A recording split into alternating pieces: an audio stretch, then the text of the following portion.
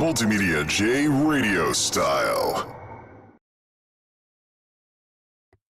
It just couldn't go together without that now, could it? Sorry, folks, if I give anybody the impression that I am in any way nostalgic for 2020. I don't see how anybody could. So I figured why not? No, I saw that old thing sitting around from when I had some very very generic looking radio style pages back then when I was basically. I mean, I haven't really I haven't gotten away from the idea of MultimediaJay radio style. I just can't find a niche for it. Like, why do podcasts when chat streams? Why do those old-fashioned pre-recorded podcasts when chat streams have become a thing, especially if you want to just get on here and talk about a few things? So, so it's just what is up, everybody? This is Jay, aka MultimediaJay, and the title says it all. I'm not interested in building a community. We're going to be taking aim tonight at this whole idea, this egotistical thing that Twitch streamers talk about that I just don't agree with. If you listen to me talk about any of this stuff, you probably have already figured that out, though, because I use different words to describe people that watch what it is that the stuff that I do here, and trying to get this camera thing right. But fortunately, it's a nice little webcam. It's pretty easy to just bounce around, stuff like that. But here's the thing. The idea of my community sends a lot of very bad messages to me. Once I started thinking about what we're saying when we say my community, I was like, you know what? Let's get a little more accurate and let's talk about what words actually mean when we talk about what it is we're doing with content creation. So I go around and I say audience and fan base to basically differentiate and maintain the difference between everybody who's watching something and people who actually like the person they're watching. So that way you don't have those awkward situations like, oh, why is my community getting so toxic? Why are these bad people in my community? Because you never took the time to bust open the dictionary and look at a few things here and there. I do have some recap things to talk about related to my involvement on social media and the huge announcement that I'm shutting down my Twitter, and that I posted earlier. There's a couple of things I want to change with regards to that. But the problem is, the recap discussions that I could talk about are blended in with this idea of not wanting to build a community, because basically we have to take a very serious look at what is considered an established norm with streaming and what has become an established norm on Twitch. And we have to think about what it is that we're doing here and what exactly, do we really want to do? So in the case of my involvement with Twitter, I mean, I started my Twitter in February, I believe, of 2012. It was sort of thing where I'd gotten laid off, and I was looking for a way to, have something for MultimediaJay and stuff along those lines. You know what? We might as well just set everything up here. Let me go into my analytics suite on Firefox. I'm going to have two browsers going tonight because I want to actually load up some numbers to show you folks what I'm talking about. So, all right, well, one thing at a time here. Let's begin with the simplest recap topic to get over here. Logan is like, leaving Twitter? Well, welcome to the club. Well, I'm not leaving Twitter as much as I'm going to completely renovate my involvement on Twitter and heavily restrict it. I've been thinking a lot about social media and my involvement on various forms of social media. I can tell you right now, I got my Discord open. The remaining Discords that I am in are Vindalia, Mackie Phoenix, and Alfred from Alfred.tv. All the IRL streamers, I am gone. All of the, meta commentators and whatnot, I'm gone. The gaming related stuff, I am gone. I mean, I saw that documentary on the darker side of Netflix, or Netflix. Just thinking about this Netflix crap that's going on. There's a rise and fall video that Company Man made on YouTube that I got to check out about some of the problems Netflix has been having. But I think Netflix is heading towards this blockbuster moment. They have some Netflix original series and stuff, but the service that we knew 20 years ago in the 2000s is, number one, the DVD service is now DVD.com, a Netflix company for if you want to still get discs in the mail. But even the streaming Netflix, it's kind of a thing that's dated nowadays in this day and age where rights holders are making their own content delivery networks, and you're buying like smart TVs with free channels. I can just turn all this off, even turn the computer off, just open up the smart TV and watch a movie on my TV. It's free. So free with ads, movies on YouTube. I mean, everything is completely changing. But just to make a long story short, because we're jumping all over the place already here. Here's where I stand with Twitter. I want to destroy my account, and I want to replace it with 2 accounts, neither of which is going to be used to really do what people do on Twitter these days. So, people talk about being an edgelord and getting into dumb arguments on Twitter or, trolling and stuff along those lines.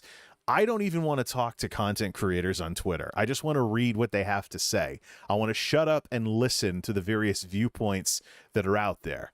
So, and at the very same time, I also want to double down on what people like the most about my current Twitter involvement, which is not me basically doing what other people are doing because I can't come up with anything else, when the truth is that I can.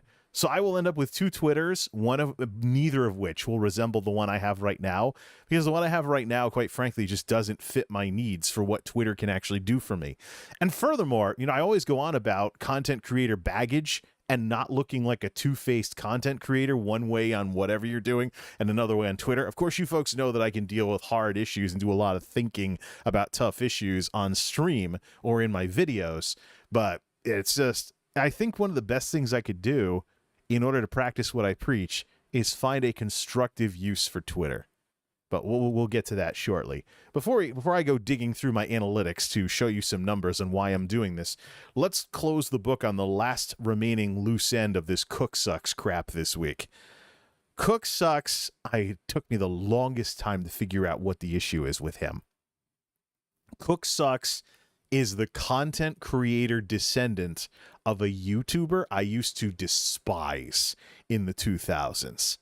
One of the things I mentioned on my current Twitter is that I'm going to be probably making a slide deck with some information about these YouTubers I keep mentioning who had negative content damage them or destroy them as creators. Some of these people are people that you might be familiar with if you're familiar with the controversies that have been on YouTube over the years. RMake21 and Irate Gamer we've mentioned before. I want to make a slide deck of various content creators that I've been familiar with over the years who've damaged themselves or destroyed themselves with some kind of negative content or some kind of, taking the incendiary path, so to speak. And we're also going to mention, of course, the guy that had the meltdown, left social media, and the hate video that his haters made is the last thing that's still on YouTube about him. So if you search for this guy on YouTube, you're going to see his haters having the last word as search result number 1. But one of the people, and this is the person that Cook reminds me of now that I think of it, now that I'm old these days, my memory is a little slow, not quite what it used to be, but it jogged my memory and I finally figured out all this crap once and for all. There's a guy, it was what I called in the 2000s a for-profit troll. When the YouTube Partner Program became a thing towards the end of the 2000s, this guy was incendiary and ticked off people until he got into the YouTube Partner Program, and then he took his partnership status and he doubled down on his toxicity. So he doubled down on his toxicity and made it even worse. So previously he was making people mad in order to grow on YouTube.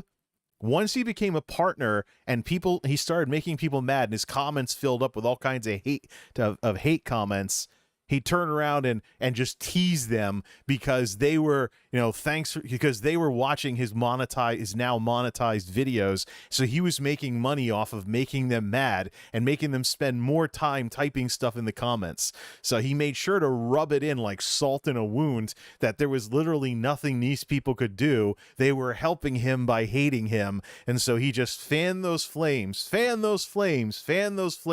for years. I don't know if he's still in the partner program, though. This is pre-ad apocalypse. But I can tell you, he's been on YouTube for 15 years now, something like that. Kind of similar in terms of creator age to me. But I checked back in on what he's been doing. I thought he'd given up on being a little edgelord. And he was doing some like sports commentaries or ranting about how his favorite team didn't win some sports game or something. It looks like he's gotten back into his old ways, so to speak. So he's back to being a little edgelord on a channel with tens of thousands of subscribers, but barely getting like 1,000 views of video in a reasonable amount of time. So he's your typical washed up YouTuber, and he's your typical washed up YouTuber that is content to be washed up because he's putting zero effort into his videos. I mean, I am trying to get with the times here with all this wonderful technology we have nowadays, with all this, in the Geek House dark mode, and I actually want to make it better. I have a new ring light that's sitting in the box over in the project area. So yet another thing sitting in the box because I got to get to a bunch of tech video stuff. But, of course I got to fix my dad's computer first. But, so that's in, by the way. That's happening this weekend. So after this stream, I'm going to get going on that. I also finished the tech video that I wanted to finish recording before he got up here with the computer. So I've got the footage on Monolith. We'll get that edited as well. And but I'm under a strict deadline. I want to be able to call him up tomorrow and tell him that he can pick his computer up on Saturday. My goal is to have him be able to stop by, and we'll do father-son get-together on Saturday, open the windows with the beautiful Chamber of Commerce weather we've been having here in Connecticut over the last couple of days. I'm surprised we haven't had more people blowing sick time the last 2 weeks. The weather has been, Mayflower weather indeed, but it has just been amazing. If it stayed like this all year, I wouldn't have a problem, but we know the humidity's coming in the summertime. So, well, it just depends on when these Canadian air, gets flipped over for Florida air, and we're sweltering, putting the air conditioners in and doing all that other lovely summer stuff. Well, it's better than shoveling snow. But anyways, so this guy, this for-profit troll, as I call him, from the 2000s, I couldn't stand this guy. If anybody, I wanted so badly to rant about him, but I knew what his gimmick was, that he was trying to make people mad in order to get his name out there and get people watching his videos. So he was basically the extreme edition of what we have on talk with incendiary talk radio hosts and stuff like that. But the years haven't been kind to him, though. He was young and handsome in his earlier YouTube years, but his hair has like no color left in it, and he's like almost completely bald. And I don't think he really he doesn't care about his appearance either, because now, looking like an old guy that he is, much like me, he's done nothing for his audience to put on a better show. I mean, it used to be that he looked like he was an absolute handsome, good-looking guy that also happened to be an edgelord on YouTube, ticking people off for money. Now he looks like your crazy old uncle who always blabbers about conspiracy theories at the Thanksgiving dinner table. There's always that one super political, super conspiratorial member of a lot of your family who's always getting people mad at Thanksgiving. That's what this guy is. So I don't think he realizes that the years have not been kind to him. If he wants to be taken seriously and make people mad for profit, I don't think he can do that in today's YouTube with all the demonetization and stuff like that, and to do policies and stuff along those lines. Maybe he'll get banned for all I know after decades of making edgelord videos on YouTube. But no, this guy went out of his way to make people mad, succeeded, and now modern day YouTube and the algorithms have caught up to him. And he hasn't aged very well either. Look, if you've been on YouTube for 15 years and you're just yammering into your iPhone in your plain, nearly empty house for whatever reason, you're doing it wrong. I'm sorry. No. Go I guess you can't do that on TikTok unless it's like 3 minutes nowadays. It's like, but no, this guy is about as washed up as it gets. I'm going to change his name when I make this slide deck, because even to this day, I am committed to not publicizing this guy. I'm absolutely committed to not giving this guy any algorithm help whatsoever. I'm not going to show him on screen, not going to mention his name, not going to plug his channel, nothing. He was a for-profit troll nearly 20 years ago now. He's been on YouTube 15 years, doesn't want to put in any effort to give his audience a good show. He deserves to be in the position he's in right now, both for the damage he did to, the ability for people to talk about stuff on YouTube with all his edgy garbage, as well as, quite frankly, he doesn't want to put effort into being a YouTuber anymore. Just wants to yammer into his iPhone on a selfie stick for whatever. And he looks like your crazy old uncle at the dinner table. So just zero effort. He deserves nothing, plain as day. And I think he's caused enough damage on YouTube and to individuals watching his videos because of the way he's been throughout his YouTube career. But the I want to make people mad and that's how I'm going to grow thing. That is basically what I'm seeing Cook do. On Twitter today, I'm surprised he hasn't blocked me with all this crap. Maybe, but that's the game. He wants to make me mad, so I talk about him, and he gets, more publicity and stuff. He was doubling down and just sneering on Twitter about, oh, my haters give me clout. I'm like, and I'm over here like, I'm not going to say anything to this guy. I'm just going to watch him self-destruct, because that's what happens to these people. I've already seen it happen. The for-profit troll is just a crazy old guy who makes a YouTube video once or twice a month with a tiny sliver of what remains of his audience watching.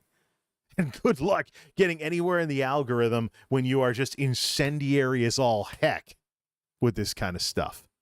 It's like he's a fossil from a bygone era on YouTube, and that's the end game for what happens when you get like this. You want to be an edgelord? Yeah, fine. It's going to put it on, and this is where people pop the question, what about Keemstar?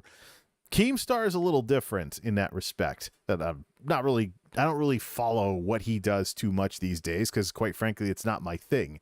But, he has his show and he's made something of it and it's successful. But let me just say this. Keemstar is the exception, not the rule. I've seen incendiary YouTubers come and go. I've seen incendiary YouTubers destroy themselves. I've seen incendiary YouTubers get deplatformed, And it's just the thing where, look, if you go out of your way to tick people off as a content creator, when you succeed and people are mad at you, don't cry about it. But that's the missing link. That's what the issue was with all this. This isn't like some grumpy old guy, even though he is a grumpy old guy over on Twitch, who is, this isn't some grumpy old guy and stuff like that over on Twitch, who is just trying to be like the grumpy old guy on Twitch. This guy wants to make people mad, and that's his claim to fame. And so, look, if he gets collabing with all these streamers and stuff, while he's being this way, that's on the streamers in terms of what the problem is here. Because all this talk about, we're back to the community thing. My community, I want to grow a good community. I like my community. I want a less toxic community. Don't collab with someone who is out there making people mad, and that's his thing. Furthermore, when you have somebody who goes down the path that leads to the folks like our for-profit troll that we just got done talking about, when you have someone going down that path, do you really want to share in any of their journey as they take themselves into, I'm angry, I'm making people mad for a living, that whole territory? Do you really want that? Do you really want anything to do? And what about collabs where you exchange audiences, so to speak, as streamers? Do you really want people who follow folks like that in with people who follow folks like you if you're not like that yourself?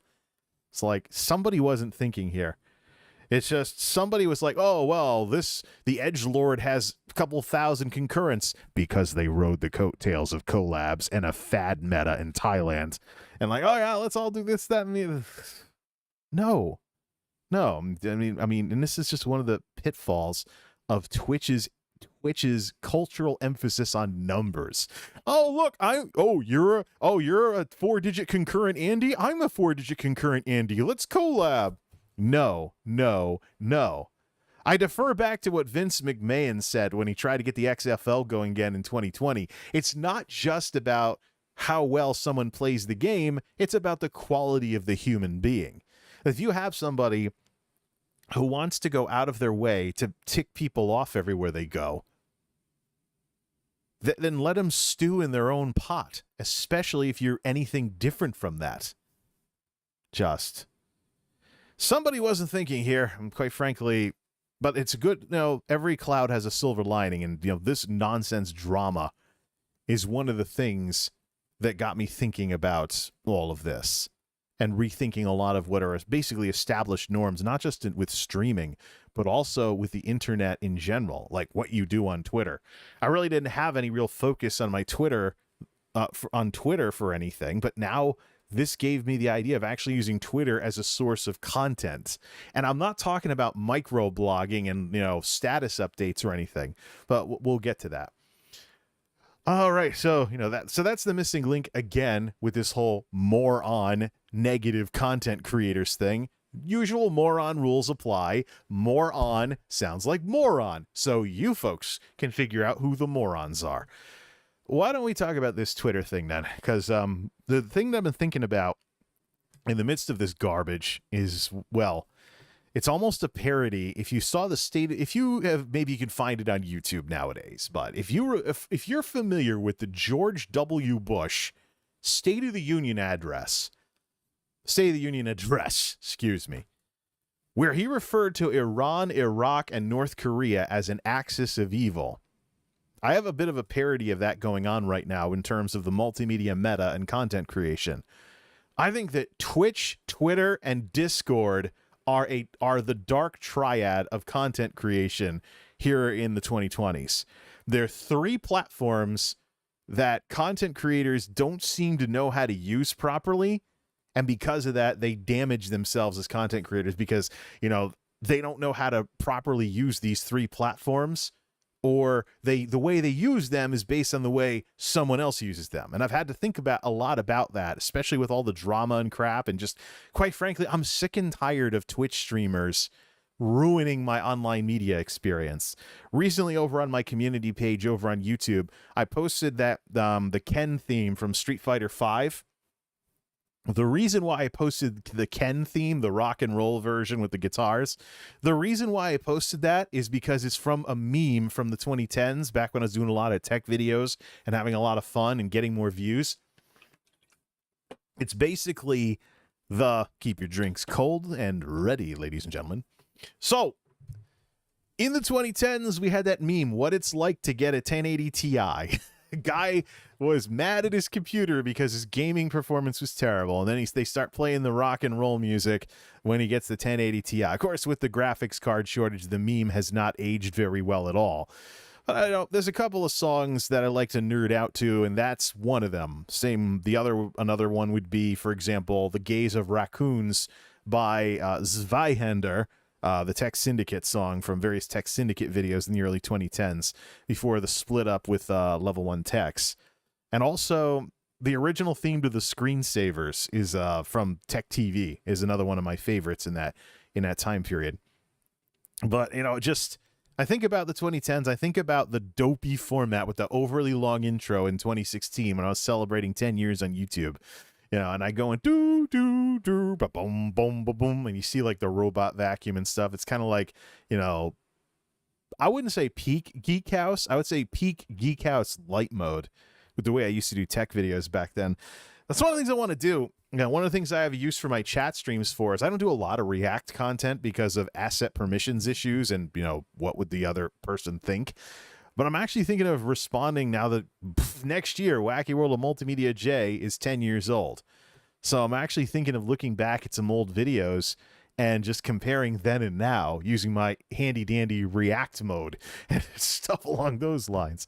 But speaking of React mode, why don't we just do the React mode to the Asmongold clips? Oh, yeah, that's more for the main discussion with community and stuff. So let me go to, here's the community post, read it quick while you can. We'll come back to this, no worries. I got to go to my tabs for this sort of thing. This is Wiktionary, edgelord. Someone who tries to appear edgy by saying or doing risque or offensive things. I wanted to show the Google definition of this from Oxford Languages, but you can't use that dictionary without Google searching. But that's what we're talking about here. I'm thinking a lot about the whole edgelord thing because this kind of behavior is being actually supported professionally by big tech and big media. I've been noticing this a lot on Twitter. When I've expressed opinions on certain controversial issues on Twitter, the algorithms that Twitter now has have been showing me the the algorithms that Twitter now has have been showing me more stuff to kind of reinforce my opinion. So this is exactly what the meta companies are under investigation for right now, Facebook and Instagram. There's technology that's being programmed to find out what works you up and serve you more of it. Welcome to a dystopian world. You know, I maybe we should call it an internet overdose. I don't know, but I've been saying on my community page lately that I feel like a douche because I've been taking the internet too seriously over the past couple of weeks. Just to feel like a total douche for that. I went over at my folks' place. My dad showed me the nice, peaceful backyard, that the house, very well manicured lawn nowadays because he mows the lawn all the time because he's retired. My dad has turned into that neighbor I used to have when I got out on my own at my first apartment, who was retired and mowing the grass every 3 days. The passage of time, ladies and gentlemen, the passage of time. But I went out to the folks' place. I saw how beautiful everything looked, how quiet everything was. No cars or anything. And fortunately, being from a hick town, nobody was out exercising their Second Amendment rights, using bump stocks on a gun somewhere to shoot targets or anything. So it's yeehaw! And I understand that's a thing nowadays. As a matter of fact, there's a shooting range 1 town away from where I grew up, and there's a gun shop and there's a gun shop that sells a bunch of ammo too in my town as well. So, Kate Kona W, woohoo! It was a nice, peaceful spring day over there, and it was almost kind of stupid that we were talking to each other. We should have just shut up and just enjoyed the peace and quiet at that place. But my dad had that whole thing going with the gardens and the stuff like that. And I was like, I see where he may not agree with his internet stuff, but I see where he's coming from. Like, it is possible to have an internet overdose, so to speak, and just get too upset about too much crap because you spend too much time on the internet. Look, I'm old. I'm 40. I remember the 90s, and I remember 90s internet. Part of 90s internet was being skeptical of what you saw on the internet because you knew that anybody could have a web page.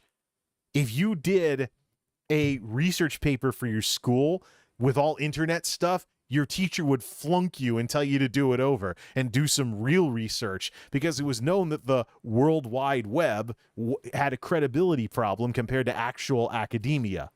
That's gone away in the past 20 years. And to our detriment as a society, with all the disinformation out there. But we live in a world today. We live in a world nowadays where big tech is running algorithms that try to make you mad, because making you mad to the point of totally destroying your social skills to where you can't even talk to your fellow human beings is how they make their money. Big tech using technology to cultivate edgelord behavior. Spare me. What a mess. This is a hole that we have dug for ourselves. Right. All right, we got some Asmongold tabs in here. So anyways, yes, edgelord, blah, blah, blah, blah. What else do I have in these tabs so I don't screw this up again? We're going to go back when we get to the main topic, to that whole community post. Okay, yeah. I was in my Twitter queuing these up. Now, let's go to react mode, and let's play these Asmongold clips that I shared on my current Twitter, and before we talk about, what I'm going to do with Twitter and stuff like that. So, I've been rethinking a lot of that's a little dark, isn't it? I've been rethinking, we'll do that. We'll do the clips in a second. I was rethinking, Dan, what does Dan say here? YouTube is giving me a lot of videos I disliked, while I prefer some chill videos. Well, YouTube has the algorithms going too. But anyways, yeah. So yeah, this whole social media revamp, went over the folks' place, remembered that the peaceful offline worlds to exist, where all your arguments on the internet go away because you walked away from your computer and you turned your phone off and you went out into town where people who may or may not be so tech savvy don't give a rat's ass what people are freaking out about on Reddit. Welcome back to the rest of civilization. Welcome back to the United States of America, or wherever you happen to live. So welcome back to real life. Welcome back to real life. So everything and all the drama and all the garbage that I've been dealing with, and of course Twitch streamers constantly being the wart of my online media experience these days. They get worked up over stuff that YouTubers and other folks don't get worked up about. They start drama about stuff that others don't start drama about. They have their heads stuck in high school in a manner unlike a lot of other content creators out there. It is just, no, stop. This is not how I want to be doing stuff on here. And so I've been thinking about this dark triad of Twitch, Twitter, and Discord. Let me just talk about it as content creation's dark triad. People use these three platforms in ways that are based on what other people are saying or doing, probably not really thinking about whether it's the best thing for them to be doing, especially if they want to be a content creator. So take Twitch, for example. Where do all your problems begin? Well, I guess this bleeds over into the main discussion too, so we'll probably come back to this later and this will get repetitive. Where do the problems come from if you watch Twitch streamers? Welcome back to reality, the real life comment. Yeah, sure, Dan. What exactly, where do your problems come from? Can you just tune into a Twitch stream and just watch people spam all those stupid Pepe frogs or whatever, and enjoy it? Or maybe you see the streamer do something and you look over at chat and you see what kind of screwball stuff chat's going to do because you know that there's a bunch of kids in the chat or a bunch of, lonely dudes in the chat that are using Twitch as like, softcore bomb chicka wow wow and that kind of crap. But can you just sit back and watch, like you do if you're watching a YouTube video or something like that? No. Twitch has this culture where you feel like you have to take part in the chat and stuff like that. And I'm just here like, do you? Where do you think the problems are going to come from? Where do you think the problems are going to come from? Let's get some air over here. Come on, main fan. Blow me some air over here instead of straight down because you're in down fan mode. So, where are the problems going to come from? They're going to come from, drama in the chat, drama in the Discord. Well, there's the Discord part of it. So Twitch, I think people just get caught up in the whole, I got to talk to the streamer all the time. Why not just sit back and enjoy the stream? Why not make fun of the people who seriously think they have a real relationship with the streamer when they're just a name in chat? It's like, why? So, I mean, it's easy to get wrapped up in Twitch culture and get a little too into it and get upset about things, get upset about, the streamer's not listening to me. The streamer's not talking to me. What are we going to do? Do you really have to be wrapped up in that crap or can you just watch it? And if it's not entertaining enough to watch, why are you watching this stuff? Why are you watching someone walk around with their iPhone going for 8 hours? What else could you do at that time if you don't find it enjoyable unless you're caught up in the gimmick of Twitch? No. Then there's Twitter. We'll save that for last. I want to talk about Discord next. Discord. Again, this ties into the main discussion, so we're going to come back to this.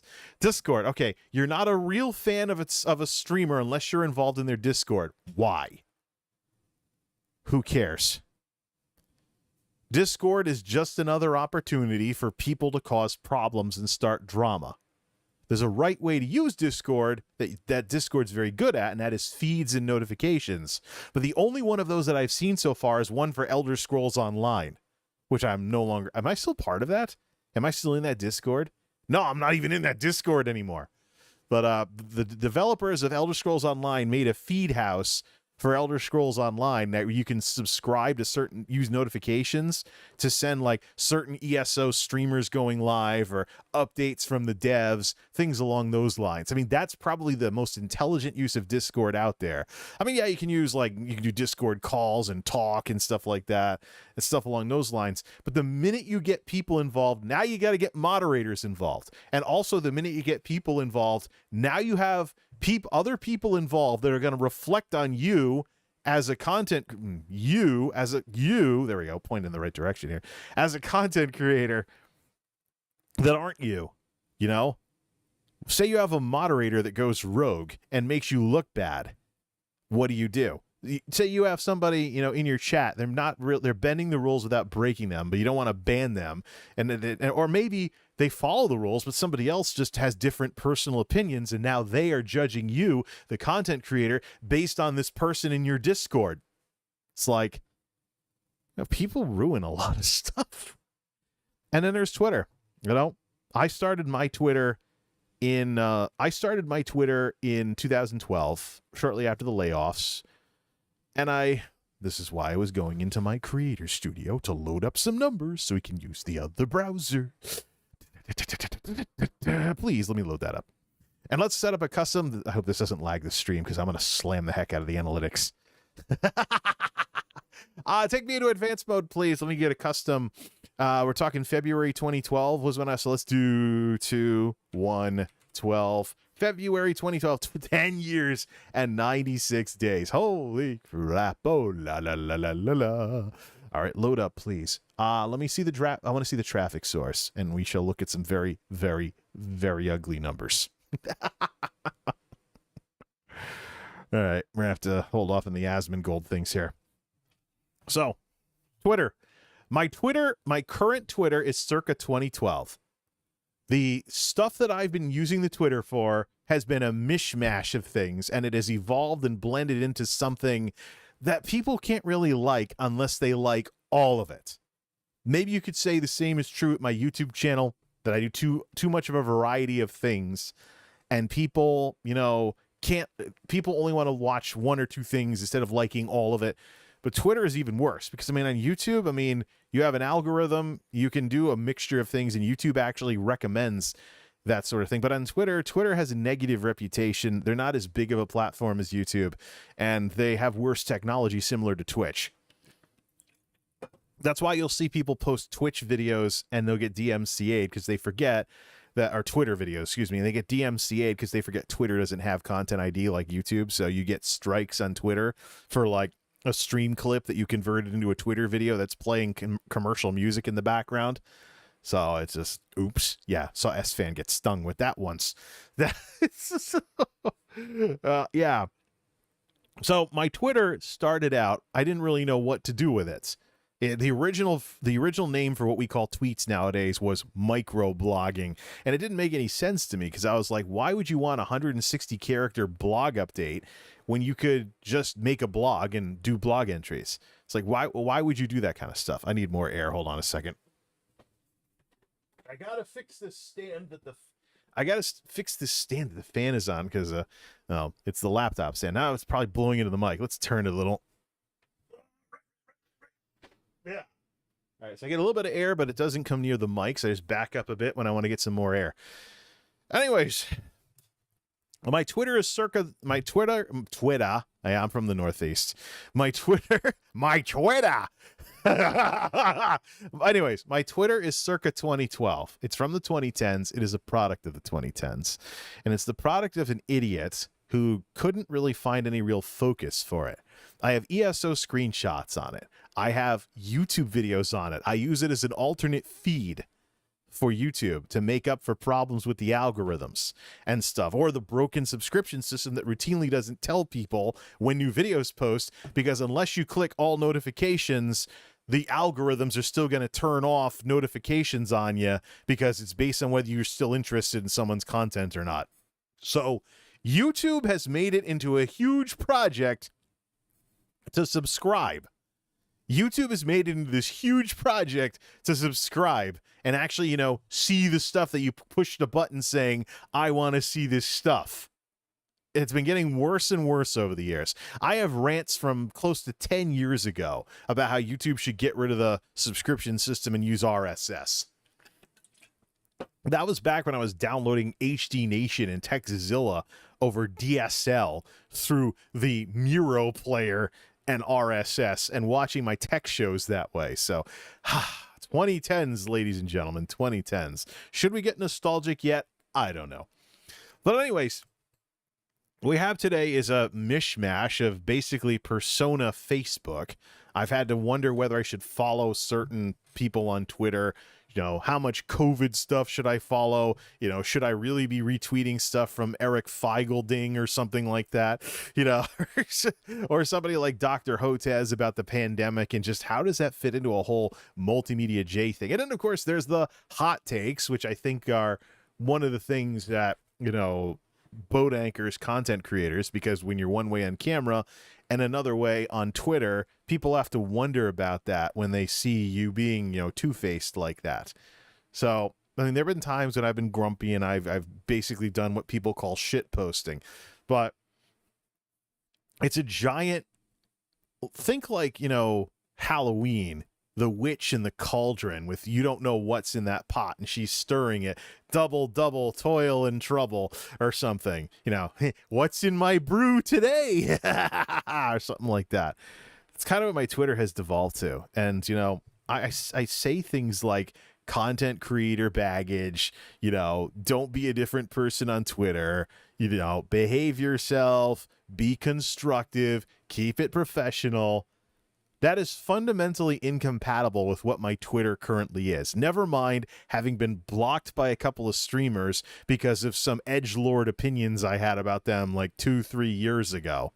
So, and of course, the controversy over YouTube dislikes and just getting involved in troll crap where I'm arguing with people and pointless internet arguments and stuff like that. So I'm thinking of shutting down the account because what happens to your tweets when you shut your account down is they get flagged with, this tweet is from an account that no longer exists. So wipe the slate clean and pick a better way to do Twitter. So what I'm thinking of doing is having 2 accounts, only one of which I will regularly post on. The MultimediaJay account that is tied to all of this stuff that I do on YouTube is going to be for graphics. So one of the things that people like the most about my Twitter involvement is the ESO screenshots and the souped up screenshots and the graphics. I've actually had graphical artists following me on Twitter lately, and I couldn't figure out why. I mean, I'm not going to need to hire any of them anytime soon, but maybe they like the visual stuff that I do. There's also a crossover between Twitter and Instagram for me right now, because Instagram, even though you can make horizontal screenshots like my souped up ESO screenies that look really good in World of Warcraft too, but my screenshots and everything, they look really nice, but they have to be vertical on Instagram. There are some people that do things primarily through phones that'll look at Instagram, and then there's people with other types of screens that might look on Twitter. So the MultimediaJay, I mean, if I'm really a multimedia nerd, why don't I express myself through the various things that I have here? So it's primarily YouTube. I have a Twitch page that I have a Twitch channel I don't really know what to do with now because Twitch just disappoints me more. I mostly watch stuff on Twitch. I'm also intimidated out of being any kind of regular Twitch streamer because of the banned streamer rule. So all of my subscriptions are set to expire this coming summer. So I'm actually wondering if I should get rid of my Twitch account and just create one just for watching streamers, and even then not getting involved in the chat. I'll make fun of the people posting their little froggies in the chat and stuff like that, but I primarily want to watch Twitch like I'm a YouTuber and not be like risking getting banned because what if someone doesn't like my opinion or something like that. Just sit there and watch and sub every so often and just be chill and mellow and someone in the audience.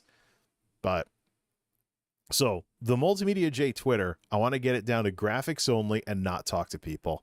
If anything, I might put an @ for like a streamer or something if I make like a really nice fan picture or something.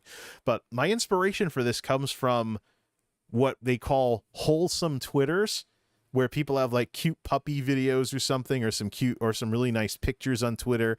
People that are just going with audiovisual stuff, not saying anything, and people just like it. It's, kind of like Twitter's answer to, meme pages on Facebook almost.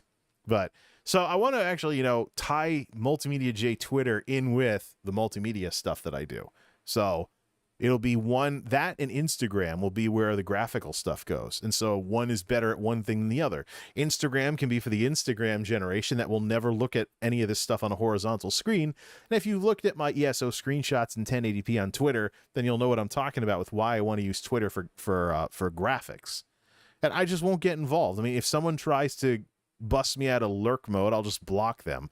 It's not that hard.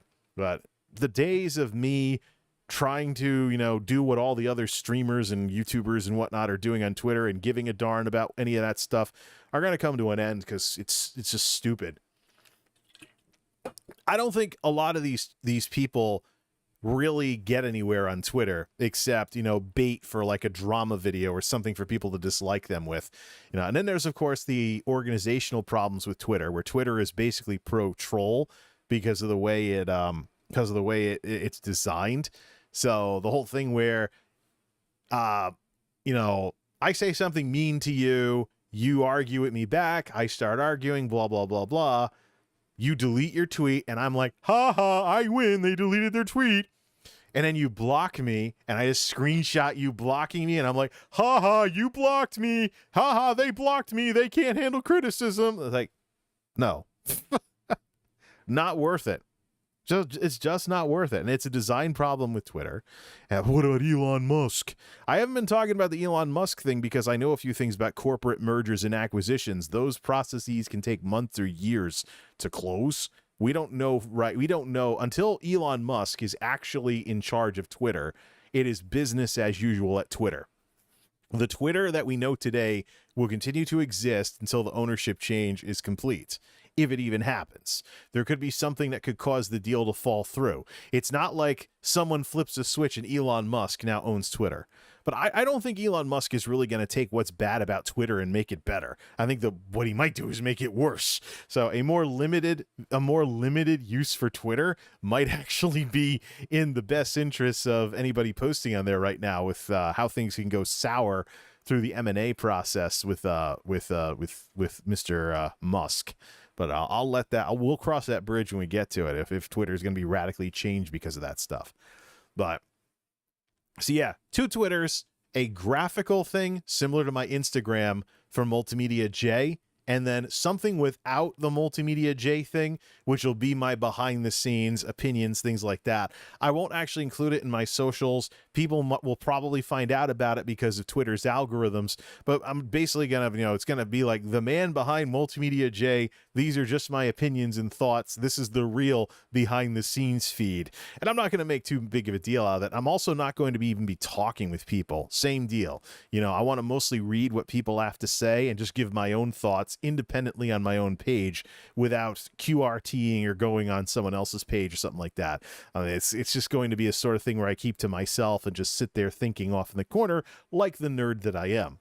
Neither of these involve me really getting into Twitter the way people are using it now, and there's a very good reason for that. Finally, we are at What for Lifetime. We're at 53 minutes, and I'm finally getting to this part of recap of all things. Yes, I'm a streamer that drags things on sometimes, even though I don't really take a lot of inspiration from them. Inspirare. All right, let's let up browser mode. Let's get Asmongold off this. Let's get Asmongold off the screen here. Link it up to channel analytics, please. There we go. Let's link it up to channel analytics. Get Asmongold off the screen. Link it up to channel analytics. What, did it stop playing that thing? Oh, okay. Oh, there's a big lag on my stream, even though I'm not in like normal latency mode. Okay. So this is the traffic sources for my channel. Since February of 2012, the channel has gotten nearly 1.5 million views. Whoa. The channel has gotten now some of this data might not have been collected too far back, but just play along here. Let's see. Total views on the channel, nearly 1.5 million views since February of 2012 between all of the videos. External. How much of this has come from Twitter? Remember, 1.5 million views. MultimediaJay. Litmos, Google, Reddit, Facebook, Bing, Samsung for Android. There's Twitter right there. 1.5 million views. 516 were from Twitter, representing 24 hours of watch time. And how does this not go back too far? It's only underreported for some dates. Yeah, 1.5 million views. So I've been putting my YouTube videos in my Twitter, turning into a feed, and the very, very, very slim minority of traffic has come from Twitter. 516 views out of 1.5 million views since February of 2012. What's this other crap? Like DuckDuckGo, Search.yeah. Linus Tech Tips gave me 42 views. Cool. All right, let's dial this down to the last 365 days. So since May 5th of 2021. Let's see here. Go to traffic source, last 365 days, etc. See us here. We also see, of course, the decline of. I don't want to see not views by traffic. So views by traffic. All right. Why does it say I only have 9,000 views? This has to be external. Hold on a second. Let's just back it up a bit and let's reload it. Well, let me just back it up a bit back to the original channel analytics here. And all right. So first impression of DK Oldies is back to 28 days now. 365 days, please. So in the last 365 days, let's see, total, this is total views. In the last 365 days, views by traffic source, please. We did 1.5 million views since 2012. In the last, there you go, this is a better number. So in the last 365 days since 2021, we're looking at 71,593 views. So why don't we just round it to like 70, let's just say it's 70,000 views, so we're not rounding up. External views, please. How many from Twitter? 92. Is this feed anything serious?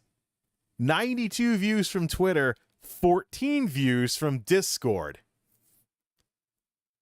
What more needs to be said? Some of this is because, I don't have as big of a Twitter presence as I do on YouTube. So there's a difference there. But there's also a difference in the size of the platforms and the technology. Twitter, as in terms like Statista and stuff, is way smaller than YouTube.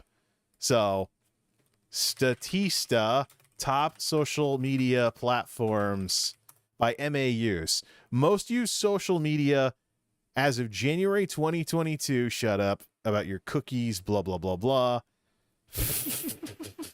Shut up, Avast. I'm not upgrading to your fancy crap. Let's see here. Statista, the universe in data. As of January 2022, these are still around here. YouTube, second largest social media platform in the world. How far down do we have to go to get to Twitter? 436 million. Is that millions? Yes. 436 million MAUs versus 2.5 billion. 2.5 billion MAUs. Facebook is 2.9 billion MAUs. Messenger 980. With the people use Messenger only, not counted in that.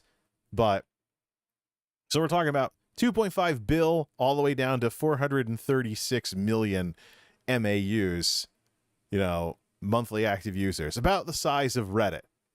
So no, where's the anything? Is it really worth it to, I'm going to go on this other social media platform and I'm going to get views because people who only look at Twitter are going to find me there. Do you really want people who only look at Twitter coming over to the YouTube channel? Do I really want some sock puppet from Twitter that just, antagonizes people on the internet all day because they have nothing better to do coming over and watching my videos? I don't think so. So yeah, we're going to end that. And we're going to end my involvement, especially with what I say about two-faced Twitch streamers and two-faced content creators who are one way on their thing and the other way on Twitter. I'm not going to be part of that or have anything that even looks like that. I'm going to have a second account for like saving material for behind the scenes, articles to check out, the things you see me do, the 5 thinking faces on Twitter nowadays. Those of you that even give a darn about that kind of stuff. So that's going to be my Twitter presence. The existing Twitter presence is going to go away.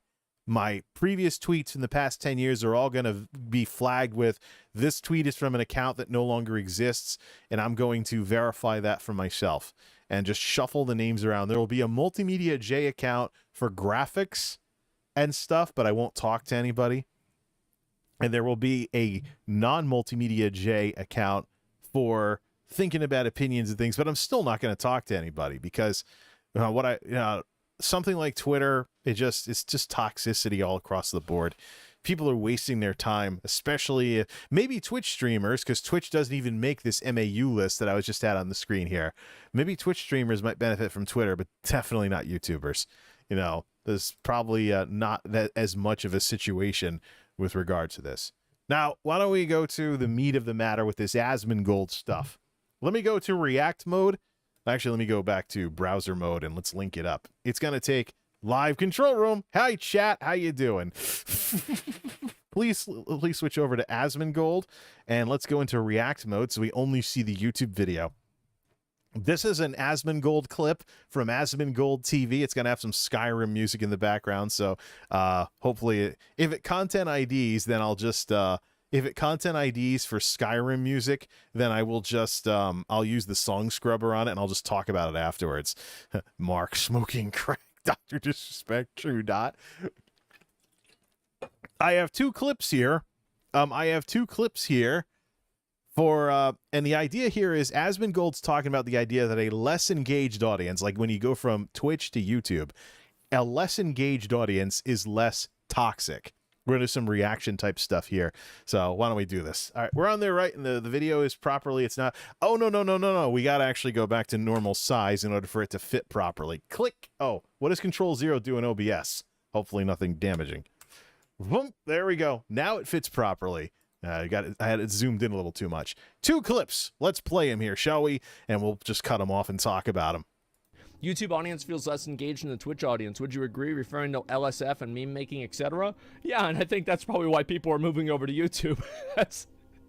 You've got a very good point there. Yes, they are much less invested. I saw a lot of people, they were criticizing and angry with Sykkuno. They were like, you piece of shit, Sykkuno. I can't believe you. You were emotional about something, and I predicted that you were emotional about something that you weren't emotional about, and it turned out that I'm wrong. Well, yeah, this is in light of Sykkuno going over to YouTube gaming. However, it has some incredibly important implications for how I'm viewing social media here, because I never heard of this idea before that a less engaged audience is actually better. Never. So, all right, let's get Asmon out of freeze frame mode here. I'm not wrong. You're an asshole for making me think something that was wrong. You know, that's it. People were upset. They were mad because there was they thought that Sykkuno overplayed it, and they're trying to like dissect people's personality. Maybe I put the clip in the wrong place for this, but he's talking about this idea that people go from Twitch to YouTube to get away from that parasocial stuff we were talking about earlier, where Twitch basically encourages that kind of behavior. And as a result of it, all the negative stuff comes along for the ride. So that's probably not a good thing to freeze frame the guy on. And like, you know, find the flaw in what they're saying or what they're doing. Fuck this. We've been demonetized, but hey, it's Asmongold. What are you going to do? I think part 2 of the story, this part 2 is probably, of course, he uses terminology that I would never use. I don't make fun of people who have Asperger's, you know, or any kind of condition like that. But we know Asmongold is a professional neckbeard, rough around the edges. More so than I am. Excuse me. More so than I am. But this clip in particular really kind of fleshed out what he was talking about with, oh, people go to YouTube because the audience isn't as obsessed with you. I say it's, you know, it's a matter of the whole parasocial thing, that Twitch encourages you to be engaged with the streamer and have this fake relationship with them and throw money at them. It's just, you know, then you don't understand the psychology behind it, so you get sucked right in, you do it because it's popular, and it damages you and it damages the streamer, and and then we get to commentary like this. So like, imagine being a content creator. Do you want 1,000 fucking spurgs that are sitting there breathing down your fucking neck, waiting for you to make one little mistake so they can hyperanalyze it and then cross and analyze it with your other 7 mistakes over the last 5 years, and then say, you know what? This is a shit person. I hate them. I hope they die. I'm so glad whenever I go into their stream and I realize I'm banned, because you know why I got banned? It's because I told the truth. So this is what I'm talking about here. It's not like these people don't exist on YouTube. You know, these people with the obsessive personalities and who pretend they have relationships with others that they don't, and all of this other stuff. You know, these people do exist on YouTube, but YouTube does not have a system that is designed to encourage this behavior, like the parasocial crap. We're not gamifying live interact. Maybe in YouTube streams, but you who are streaming is just one thing you do on YouTube. It doesn't have to define you. On Twitter, still in Twitter mode with that discussion earlier. On Twitch, streaming is at the center of it all. Streaming is at the absolute center of it all, including all the drawbacks. And because there's nothing but streaming on there, people get into, all of this stuff, and they get caught up in the game, so to speak. The frogs in the chat, like whatever this Peepo or Poggers, whatever the heck it is. It's not Poggers, but it's something similar to that. All these like better TTV emotes and stuff like that. They get caught up in the game. Hey, there's Keck W underneath the progress bar. They get caught up in the game. They don't realize they're being manipulated. And no, it's the game. It's the way the game is played, and we wonder why there's drama. We wonder why Twitch streamers are such a drama magnet over and over again. Getting upset about stuff on Twitter, getting upset about stuff on Reddit, getting upset here and there. It's the platform. The platform encourages a huge emphasis on fake parasocial relationships, and then we wonder why channels like Dr. K have to be a thing. Let's continue with Mr. Asmon's thoughts here. Who the fuck wants to do that? Like, who wants to deal with this shit?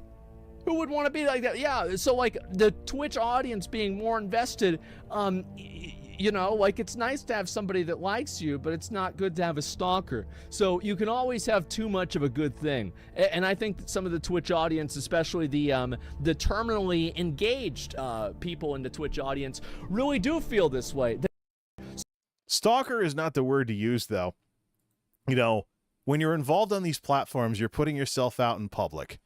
So it's not the word to use. Parasocial or obsessive or whatever is probably more accurate here. But I mean, if something is publicly available, it's fair game. It's like that Twitch streamer who was flipping out about don't call out lurkers in chat and stuff along those lines the other day. Look, if you're in a Twitch streamer's chat, it's publicly visible. There are tools like 7TV and stuff like that you can use to be in incognito mode, to go in and read chat without actually signing into it. So you can really be a lurker.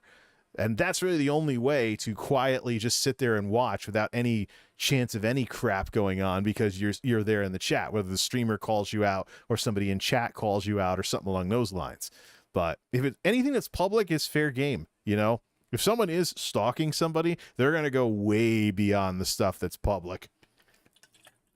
This is the stuff we're talking about where, you go to some place that you privately go to and don't talk about, and you hear a rustle in the bushes and some weirdos in there. Something. It's like, no, these people will go far beyond what's publicly available. But, parasocial and obsessive, that's fair game. But we also got to remember the platform that's in play here, and that is Twitch. That's why I have it in what I call the content creation dark triad. Twitch, Twitter, Discord, 3 platforms. People don't use them well, or they use them in a way that is dictated by what other people do, and it causes problems for themselves, for the streamers, for the platform sometimes, in the case of Ice Poseidon and the grounded plane. And just no. At some point you have to call this crap out. You just gotta call it out. What do we have for live time here? Oh, we've passed the hour mark. But yeah, so that's why I'm redoing my Twitter. That is exactly why I'm redoing my Twitter, because I'm actually thinking about what I use stuff for. And look, at the end of the day, you got to ask yourself, what exactly do you want to be known for? What do you want to be known for when all this is over? What do you want to have been known for? So do you want to be that person that tried to be like everybody else and get edgy to chase clout on Twitter? No.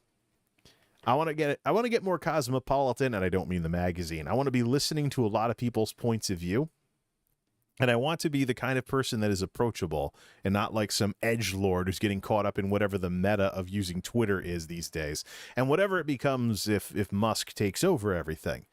So, I talk about myself as a multimedia nerd. So theoretically, I should be able to make fan art for pretty much any streamer out there that I happen to like.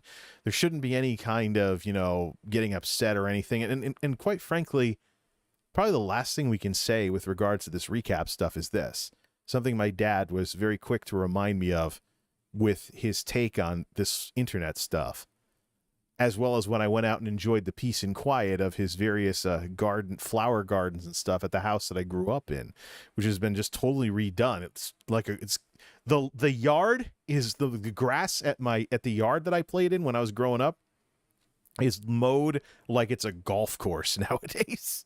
There's also a bunch of moss too that keeps the grass from growing until later in the year.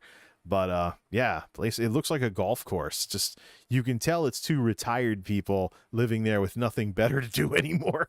So they're just trying to stay active by doing yard work and prettying up the house and stuff like that.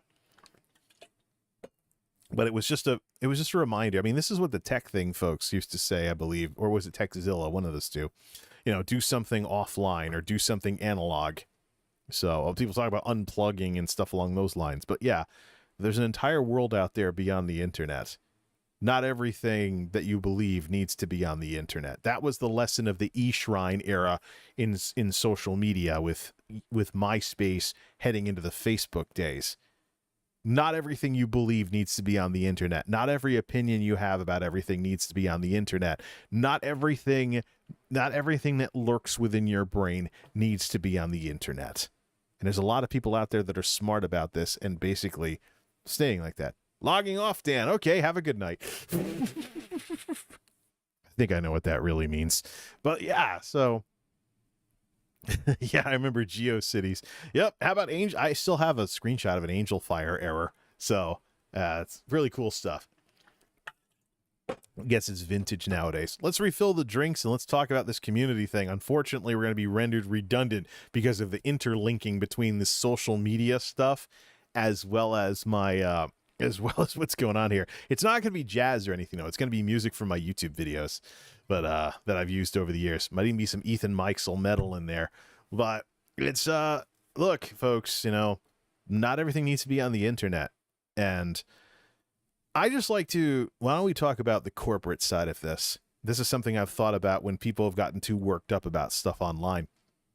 Imagine if you worked for a financial firm or a credit card company or something. Imagine if you worked for MasterCard. What kinds of people in the world have credit cards? Pretty much a little of everybody, including people you may not like or agree with. How do you do business with people like that? Well, you keep it professional and you keep your personal views out of the professional transactions. Because the truth of the matter is, the minute you fly the flag that your company is this or that, you lose the business from the opposing group to your competitors. So it has to be a calculated risk for companies to ever have corporate opinions on things. Why can't we apply this to, you know, YouTube and stuff? Why does everybody have to know every little detail about you just because you make videos about a specific topic or you do certain things on your streams? Why? It doesn't need to be that way. I don't need to know, for example, not going to name any names, that a YouTuber who trended in 2007 with some hilarious parody videos is now like 40-something years old, done with television, done with making really fancy videos, and just wants to do like holistic herbal medicine, meditation, and yoga videos on their channel, and they don't even want to be called by the YouTube name that they used to be known by. I mean, do people really need to know every single little detail about you? No, of course not. Just...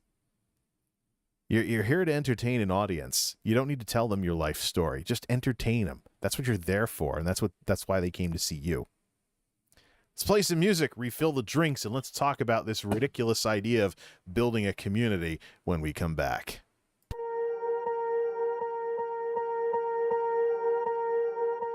Swear I won't forget this, why do I regret this? In my mind reckless, thoughts are feeling endless. Sitting up I'm breathless, anxiety's infectious. I feel so defenseless, betrayed and embarrassed. I hate being open, I hate being broken. I feel like an ocean filled up with emotion. Anger ain't a potion, rub it on like lotion. I can feel it soaking, reopen, the scars have awoken. I can't move on till I let go. I feel so lost, never at home. Need to be strong, every breath hold. Cause I can't move on till I let go. I can't move on till I let go. I feel so lost, never at home. Need to be strong, every breath hold. Cause I can't move on till I let go.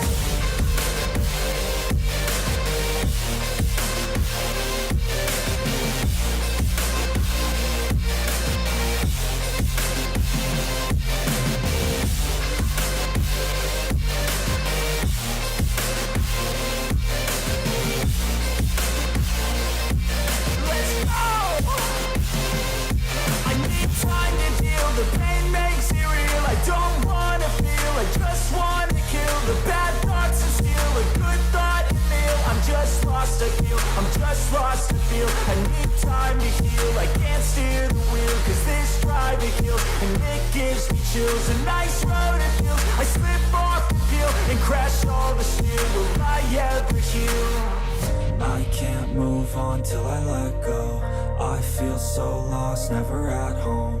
Need to be strong, every breath hold, cause I can't move on till I let go. I can't move on till I let go. I feel so lost, never at home. Need to be strong, every breath hold, cause I can't move on till I let go.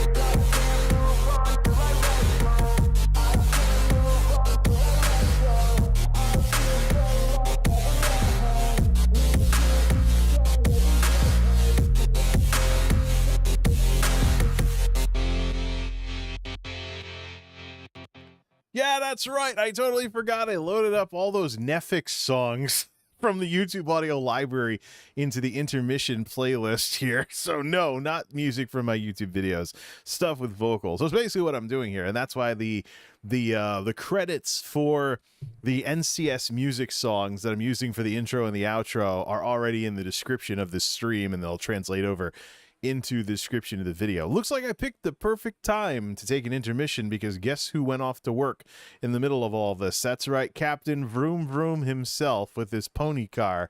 You know, otherwise, but it might have broken through the noise filter for something. Look, the noise thing is becoming less of a thing at night. I started this stream around like I started setting up for the stream at like 1 something in the morning. There were still motorcycles making noise, like trying to be fast. It's like, really? I'm working on getting the police called. Someone's going to call the police because they can't sleep, and they're going to be handing out tickets to these people for noise and stuff along those lines.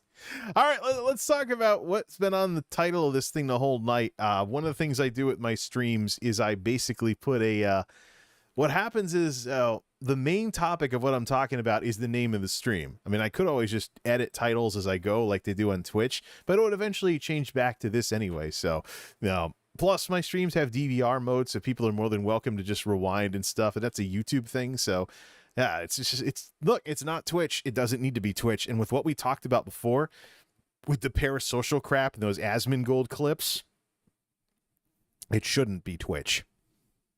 I don't mean to be such an elitist, but Twitch just keeps on stumbling, and YouTube keeps on keeping it professional. And, of course, level-headedness is something that I very much appreciate these days. Speaking of appreciations, shout-outs to Dan and Logan, as usual, for livening up the chat so it's not totally empty here. And also shout-outs to the after-the-fact folks who watch these things after the fact. It's another thing Asmongold brought up in that commentary we were looking at before the break. He talks about the idea of, I'd rather see a quality stream for an hour than 8 hours of boring gameplay or something like that. And I was like, that sounds hour stream with some actual show flow. That sounds familiar. Let's talk about this idea of building a community. In 2020, I actually did a stream towards the end of the year when I first got this camera, by the way. In 2020, I did a stream talking about how I don't like the idea of streamers talking about my community, my community, my community. You know, you don't own your audience, for one thing. Number two, your audience is what it is. Number three, use accurate language, especially when you're worried later on, why is there these toxic people in my community? Because what you call a community is really an audience. And the people you want to talk about who actually support you and sub to you on Twitch and whatever are actually your fan base. And I differentiate between the two for a reason. Let's bust out the dictionary again, just like we did for Edgelord. Merriam-Webster, community. Definition of community: a unified body of individuals, such as people with common interests living in a particular area, The area itself, a group of people with a common characteristic or interest living together with a larger society, body of persons of common and especially professional interests scattered throughout a larger society, body of persons, so people with something in common. If you refer to my community as a streamer, you are talking about the people watching you. You are talking about your audience. Your audience does not have to be all fans. There can be people that want to mess with you. People are going to say racist crap and get banned. There can be people that hate you, that want to report you at the tiniest little mistake. There can be people trying to get clips for LSF, whatever. The definition of what it means to be a community is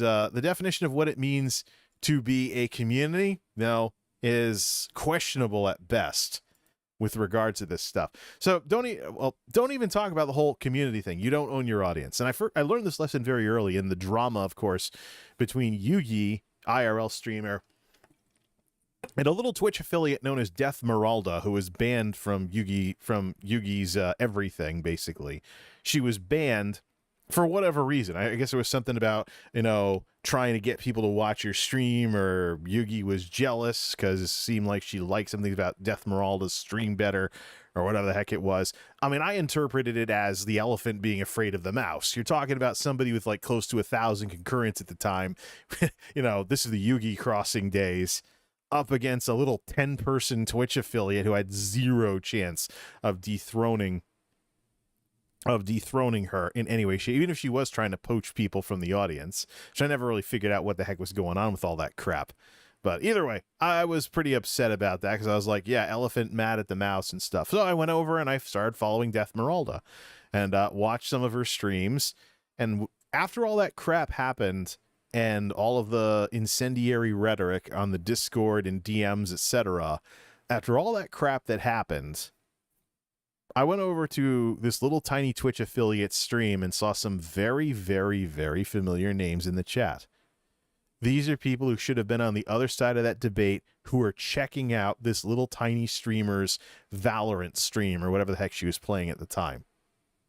So, there you go. You don't own your audience.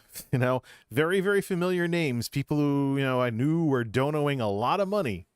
We're over in the little tiny streamers chat. So no amount of whatever the disagreement was between those two kept those people from going over to the other stream and checking it out. So yeah, it's this whole idea of I'm building a community. There's a lot of things that are implied that I don't like about that. My community. No, you don't own these people. Sorry. You don't own these people. They don't have to watch only you.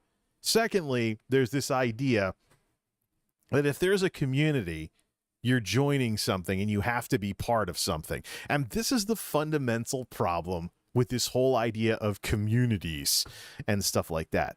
The same crap that I've seen in MMOs. Forced socialization is always a source of drama, because people are people.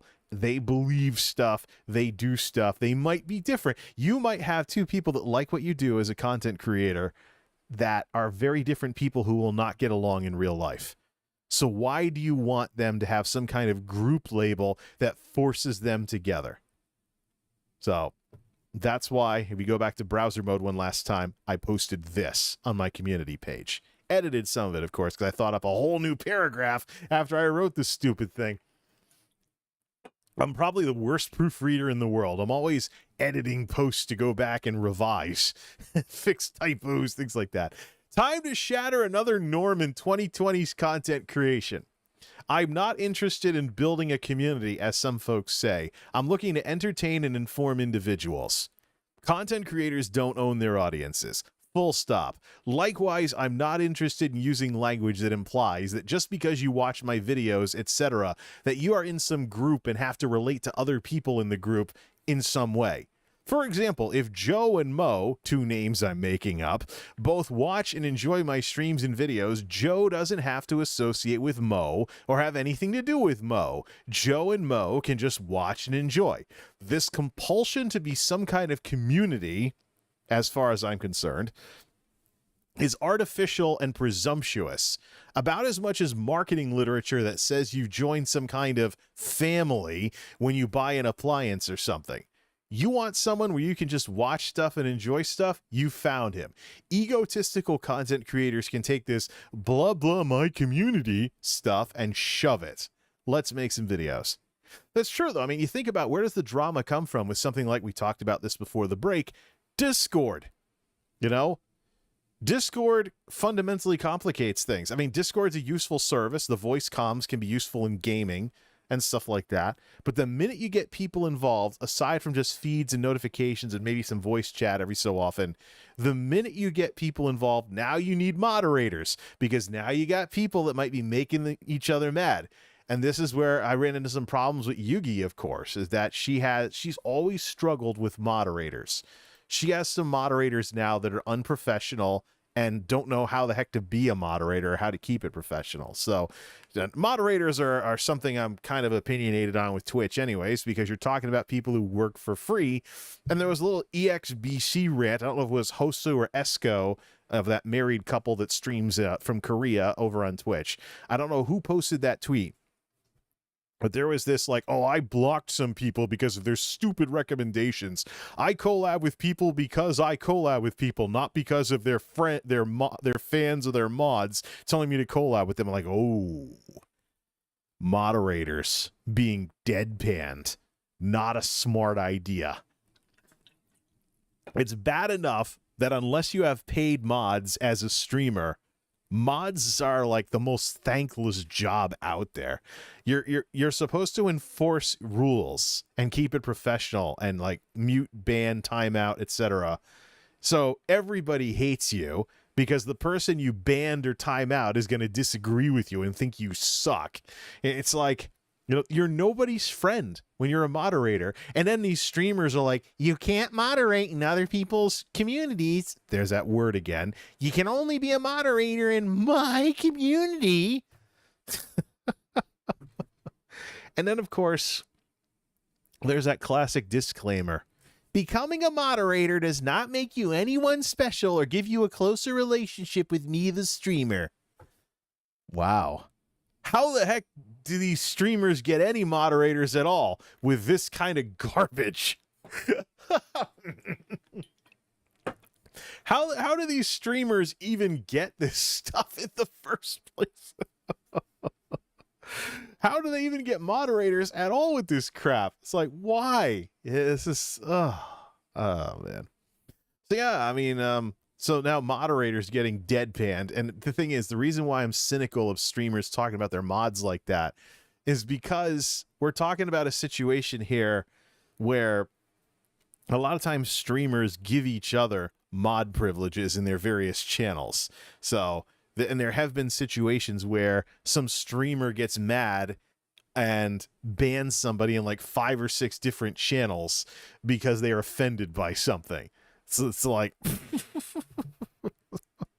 so rules for thee, but not for me. And it's just like, how egotistical do you have to get to treat your moderators like that? Seriously? Seriously? So yeah, this whole idea of a community and stuff. Let's just see. Is this reaction? Don't react to my thing like that. Yeah, go back to the post here. So yeah, I mean, but where does the drama come from? It comes from the fact that now there are other people involved in the equation. That's a problem that Yugi has. There's people in her Discord that make her look bad. And I've also seen it with other people too, even Vandalia. There's people in Discords that make the streamers of those Discords look bad. And there's moderators of Discords or other ones that, you know, maybe they go rogue or they don't keep things professional, or they take out their personal vendettas against somebody in chat and they ban them or something like that. You know, or they brigade someone quietly behind the scenes to get them banned. You know, all of this garbage that goes on, and it reflects on the streamer, quite frankly. One of the rules of leadership is that you own what you oversee. So if you have a moderator who has an axe to grind because they don't like certain people and just want a reason to ban them, you know, just demod them already. Get rid of them. It's just like, you know, you're responsible for it. When your moderators make you look bad because they're not professional in the Discord and they're yelling at people and they don't realize Discord is very, very searchable. So you can search and see their little temper tantrums with a simple query of the search box. No. Where do these problems come from? Your moderators can make you look bad. People in your Discord can make you look bad. Why can't we just get it? Why can't we just get back to the reason why people came to your channel in the first place? And that is you. This doesn't have to be some kind of other people third wheeling things. No.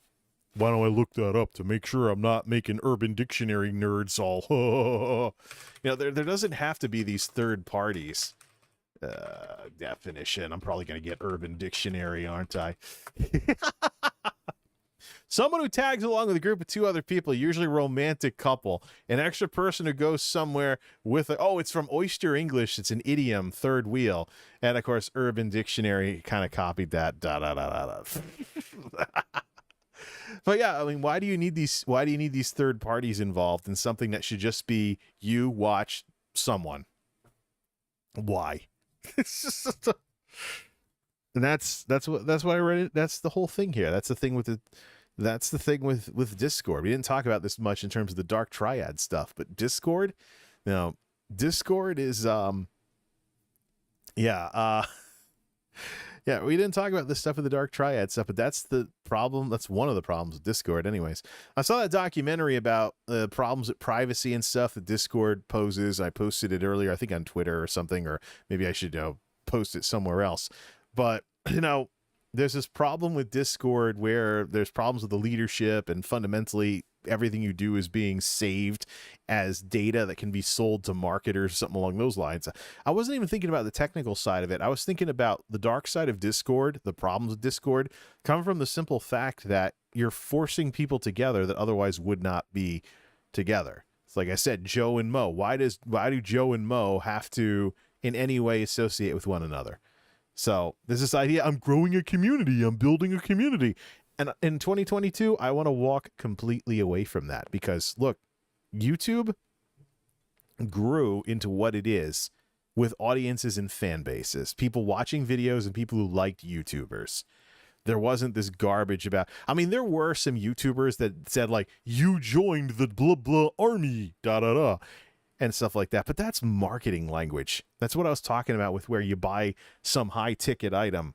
You buy some high ticket item somewhere and I found out someone posted PNG, it is on your computer. Yeah, and of course there's also the screenshots too when the moderators aren't on and people are just posting a bunch of crap in the Discord that gets deleted later, and you can save target as for someone leaking DMs or some drama like that. I actually have some leaked DMs as screenshots that I saved from some drama that got deleted. But it's just the thing, once it's on the internet, it's either public or at risk of going public every single time. Just the way the internet works. It's weird and it's strange. It might bother people, but it's the internet.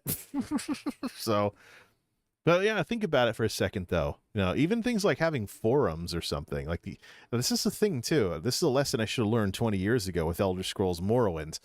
I enjoyed Morrowind. I played Morrowind and I enjoyed it. And I went and I got involved with the modding scene and stuff and installing mods to the point where you couldn't even see where the heck the original game was when I was playing Morrowind. All my problems came from the Elder Scrolls forums, especially when Oblivion came out and it was on console and the UI was catered to console players. And there was this big fight about console versus PC and stuff. And that's where all the drama crap that's where the drama that led to me leaving the Elder Scrolls forums in 2006 after years of being very active over there. That's where that came from. But none of that had to happen. I didn't need to get worked up about a game that I liked other than its technical issues. It could have just been me in the game, playing Morrowind, downloading mods, and being happy. But no, I had to look like a real fan of Morrowind and be involved on the forums. And that's where I ran into other people, which is where the drama and the bad stuff came from. Ridiculous. The same thing happens today when you go to a streamer on Twitch or even YouTube, I'm guessing. And there's this thing where like you're not a real fan of that streamer if you're not in their Discord. Why do I need to be in their Discord? Why do I need to see randos who have nothing to do with this person that I enjoy watching them stream or whatever? Why do I need to be in this thing? Why does it even matter?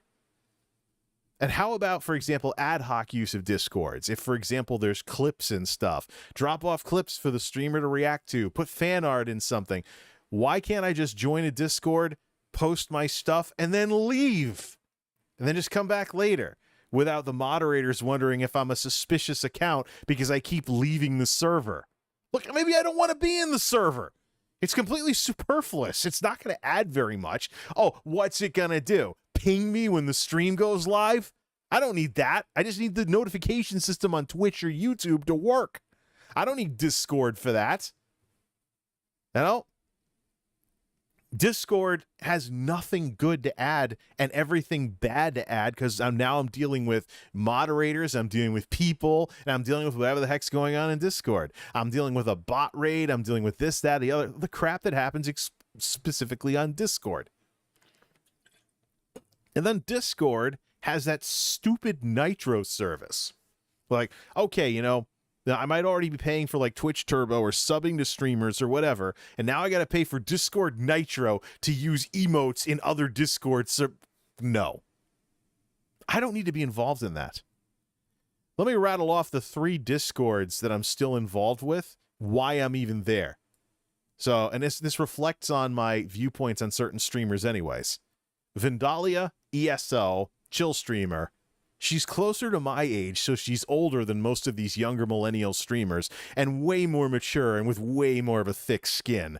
She's not doing the e-girl thing or farming controversy. She's just chilling, playing ESO, trying to stay healthy, and trying to raise her kid. She's believable as a human being. If this is some kind of fictional character or some kind of facade, then I've been suckered hardcore. Otherwise, you know, if she's just a person, you know, a real, actual person playing video games and having fun, you know, I think Twitch was originally made for, then cool. It's just, I don't understand some of her memes, and I'm a little old for Twitch, so I don't mesh well with Twitch culture, but there you go. You know, she seems like a decent person. If she isn't, that's my problem for being suckered by it. You know, and she's probably the most believable out of every streamer that I've seen on Twitch, because she's not like those big streamers with their egos and crap, joining all the orgs and the streamer houses, taking all these larger than life trips and stuff. I mean, for some of those big streamers, I could just watch on Twitch. The Discord doesn't add anything of value. I just get introduced to their fans, some of which are weirder than others, and I really don't care about these people's fans. And then, oh, whoa, but Jay, what about the notification? What about your status if you can get yourself higher up the list so people know when you're streaming? You had to bring that up, didn't you? Reopen another Firefox window, please. We're going to flip browser mode over yet again. I've been involved on Discord since 2019. Channel content, take me into my analytics suite, please. We're going to look up. When did I get Discord? Final Fantasy? We'll just say January 1st, 2019. I was playing Final Fantasy 14, and some of the free companies that I was involved with had a Discord. And I didn't even understand what Discord was. I thought it was a descendant of Ventrilo or something that all the kids were into, because I'm old. Let's see. 1/1/19 to May the 4th be with you, 2022. All right, traffic source, please. So, since the beginning, close Discord. Stop looking at V's Discord. Let me link that up. Browser mode. It's gonna link to the wrong thing again, isn't it? No, it's gonna link to nothing. No Asmongold thing anymore. Channel analytics. Let's do that thing we did before, and let's see. Oh, but Discord gives me this wonderful thing where people can see that I'm streaming, and I'll get viewers that way. Well, maybe. How has this panned out since 2019? Because that's how long I've been on Discord. Actually, no. Let's actually do 2020. Let's do. First stream was sometime in March of. It was like giving myself birthday presents. Let's do first, let's do March of 2020. Since March of 2020, the channel has gotten 218,000, roughly 218,000 views. External, 218,000 views. How many from Discord? 87. 87. That's discord.com. Is the Discord app in here somewhere? Moviecultist.com. What the heck? Why are people looking at me? And there's some mobile browser. Space Hay, 5 views. Woohoo! Thank you, Space Hay. Whatever. It's probably playing my embedded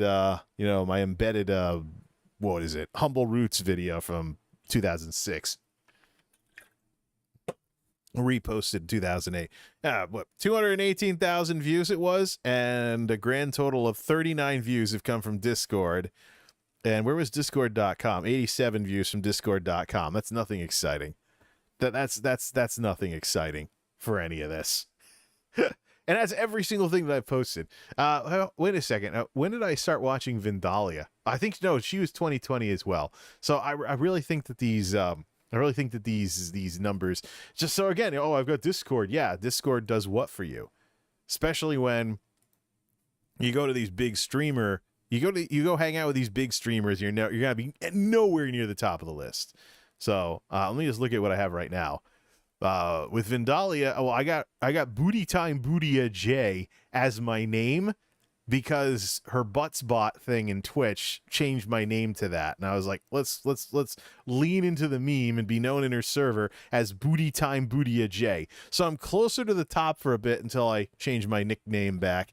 Mackie Phoenix, do I even show up anywhere? Mackie is a Twitch affiliate, friend of Vindalia. She's also from, streamer friend, I should say. She's also from Australia. British, living in Australia and stuff. Twitch affiliate, like much smaller concurrence, so probably a Discord that's smaller too. And I'm under content creators in there. That's nice. Someone put me in that category, because these smaller streamers that are just doing this part-time or maybe full-time, but they're more chill about it, are just nicer people on stream because they're not looking out for number one as much. That's like, and of course they're doing the diversification with their revenue and things like that. So let me just jump to present in general chat and stuff along those lines. Just let me leave a big smiley face in V's Discord just to be nice. Bam. Has nothing to do with anybody's discussions, but I'm just going to be nice and leave a nice big smiley face on stream. while I'm doing this stream stuff, just for the heck of it. But all right, what do we have here? It was nice back in 2016, but I was using it for friends on a Minecraft server. But yeah, so I mean, I'm building a community. Yeah. And what are you really building? What you're building is baggage. You're building a potential source of people who have nothing to do with you and the people who watch and like you, getting in the way and maybe even screwing you up in terms of how you spend your stream time. Like when I've seen some of these Korean streamers address issues in their community by wasting stream time talking about someone who got banned for something they said in Discord. I don't care what people said in your Discord, but were it not for you wasting stream time to tell the community about all of this, I would have never known there was anything wrong. So now I've been introduced to your problems when I tuned in to watch whatever your content of the day was. Now, in some cases, 3 hours stream, 1 hour is talking about crap that's going on like that. No, that's not what people are there for. I mean, if you're doing commentary like what I'm doing, that's a different story. But I mean, if you're just hanging out, chilling, and just memeing with chat and maybe playing Elden Ring later on or something, you don't spend an hour talking about those bad people in the Discord when you have like X amount of concurrence and many people watching might not even be involved with your Discord, so it's completely irrelevant to them. But that's what happens. That's what happens when you get away from the simple setup of someone doing something and people who are fans of that something and just making those people happy and entertaining them or whatever. That's what happens when you bring all these other people into, and you get the too many chefs in the kitchen or something like that type of thing there. There's just too many people complicating things. There's too many people causing problems like that. So I'm here to completely and totally walk away from that. I already don't like using the term my community. It's because I don't own you folks, for Pete's sake. You folks don't have to watch a thing that I do. The fact that anybody watches anything I do at all means I've done a good enough job that they find what I'm doing or working on interesting enough to check it out. Same thing on Instagram. If I make a nice ESO screenshot and a bunch of people like it, like some of the stuff from the PTS, from the PTS lately, like Isabelle Valois and the like, that's, if people like that kind of stuff, then cool. I mean, that's the reward I get, so to speak. If people dono, or they use a super chat, or they use, a super thanks, which is something that's available on all my videos now, it's cool and stuff. But, I mean, it doesn't really create any kind of relationship, or I'm contractually obligated to do this, that, or the other, or any of that stuff. It's just appreciation and people who want to support what it is that I do. And, of course, if you don't want to bother with money, turn off your ad blocker and let YouTube play a bunch of its silly little ads. So why not? That's the free way of doing things. Maybe go, or maybe, if you've seen a video, just go back, play it again, and let all the ads go crazy. Don't even hit skip.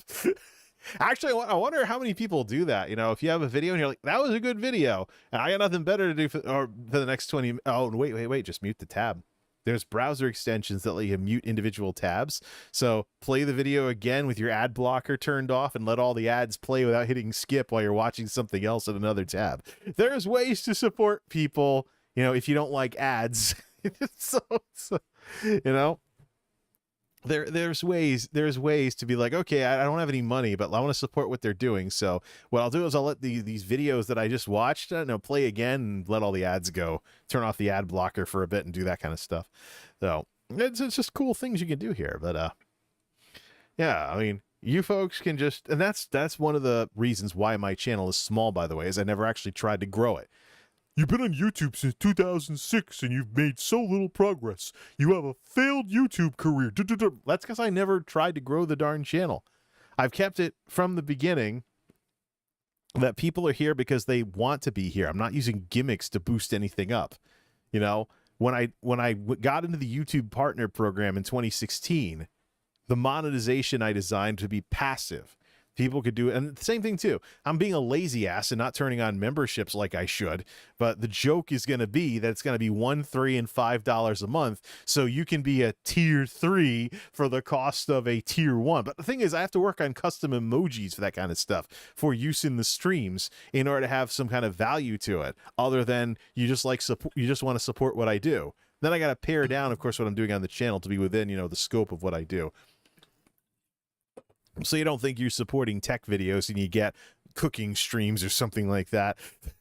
I've never even done a cooking stream. My kitchen doesn't look good enough for a cooking stream. Remember, this place is a rental.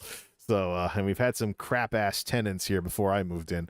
But, yeah, those 6-month-old French fries that I found inside the gas stove after I'd been living here a couple of months. Yuck. Somehow they fell through the thing that the burners are in, and they were in the big plate underneath the stove. You have to lift the thing up to see them and get them out. No, I took care of that type of stuff. 358 at the Geek House. So, yeah, the whole idea of, I'm not here to build a community. I'm completely walking away from this idea. You folks are individuals. You don't have to like each other. You don't have to agree with each other.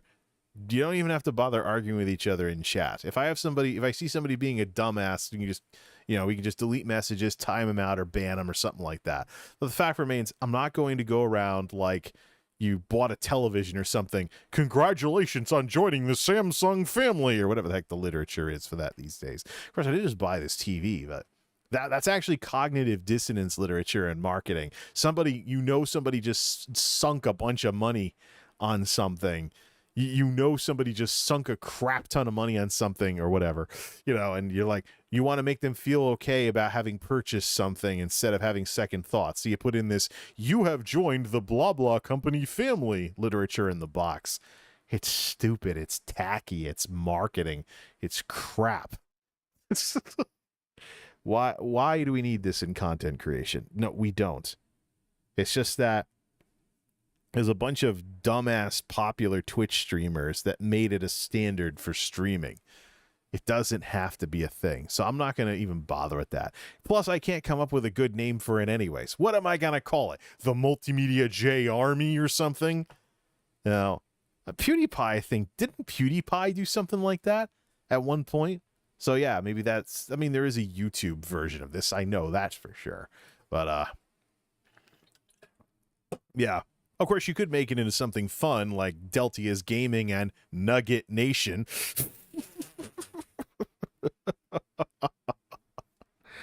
Oh boy, oh boy, oh boy. So yeah, I'm not here to build communities. That means audience anyway. So yeah, it's just folks can stop by and have fun and watch, listen, whatever, whenever the heck they want, or not at all. I'm not here to twist people's arm. I'm not here to hijack someone else's stream and cry for people to use their Twitch Prime and then make fun of people on Twitter who are upset, who I upset about it. Because I don't want to be an incendiary edgelord like that. No. I gotta do something about these glasses though. They look like that weird rainbow glass Pepe frog that's getting popular on Twitch these days. Probably gotta watch and make sure that they stay like this instead of creeping forward too much. I forgot what that emote was called over there, but it's just, yeah. No, somewhere along the line, we got away from the simple idea of a content creator entertaining individuals. And I want to be one of those people that gets back to it. So heck with it. You know, I'm actually tempted to not even have weird names for, you know, that you can put names on the tiers if you do channel memberships. I think what is it?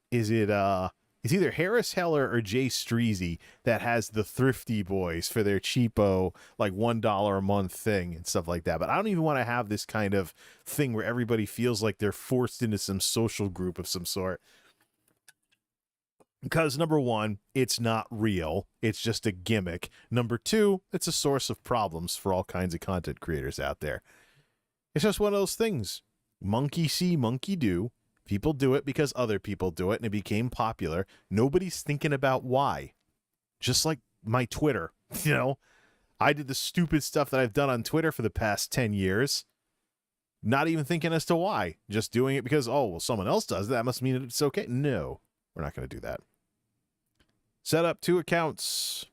Set up an account for graphics. The stuff people like the most out of what I post on Twitter. And Instagram, by the way. Of course, you can only post graphics on Instagram. So set that all up and have a behind-the-scenes account for thoughts and other stuff that doesn't even have the MultimediaJay name in it. Have it be different. Of course, I'll let you folks know what it is. Twitter is algorithmic these days. That account would not stay secret for long. But I want to get it to where my Instagram and my Twitter have some concentrated coolness to them. And I think the biggest concentrated coolness is graphics. Twitter allows for those 1080p things. You can zoom all the way. Looks great on this TV with my ESO screenshots and the like.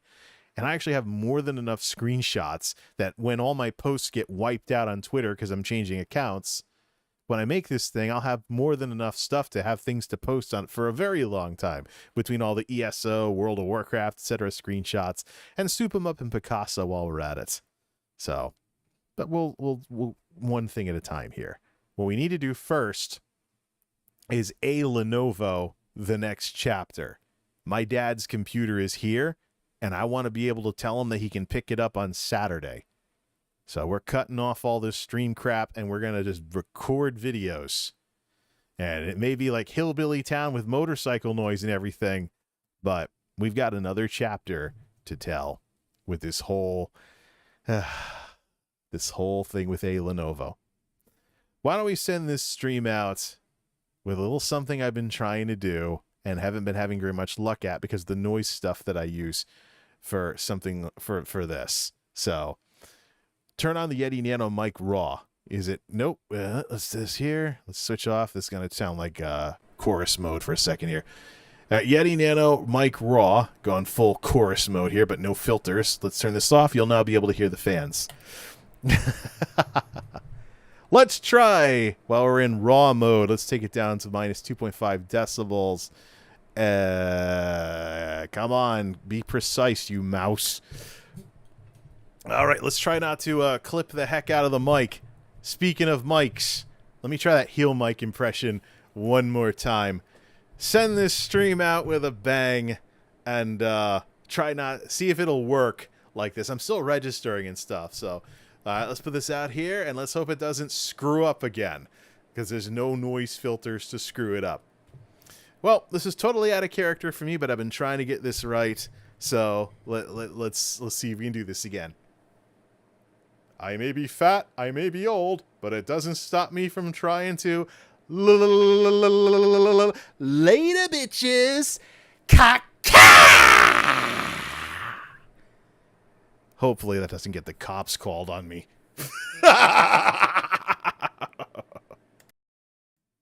Back to civilization with this sound and this stuff like that. Hopefully the raw Yeti Nano actually worked. Otherwise, we're overloading the microphone. We're overloading the microphone and stuff like that. Dan says, I hope you do get back on just being entertaining people. You're entertaining me.